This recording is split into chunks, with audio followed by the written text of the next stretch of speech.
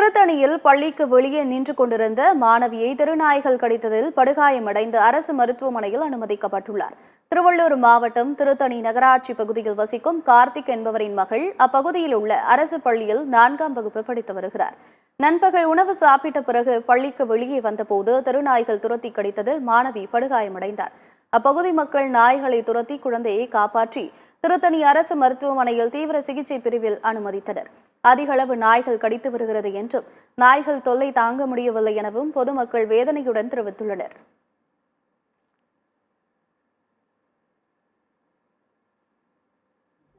குழந்தை வெளியே நின்றுட்டு இருக்கும் போது அங்க இருக்க திருநாய் வந்து குழந்தை தொடர்ச்சி வச்சு கடிச்சு குழந்தை நாய் கடியில 3rd ஸ்டேஜ் கடிச்சிருக்கு. குழந்தை ரொம்ப கடிப்பட்டு ஹாஸ்பிட்டல்ல இருக்கா.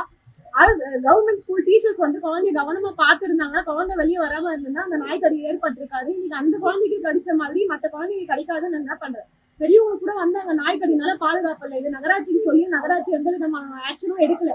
இது நகராட்சி அவங்களுடைய கவனத்துக்கு கொண்டு அந்த நாய்களை பிடிச்சு கட்டுப்பாட்டுகளை கொண்டு அந்த கேக நகர் மக்களுக்கு பாதுகாப்பு கொடுக்கணும்.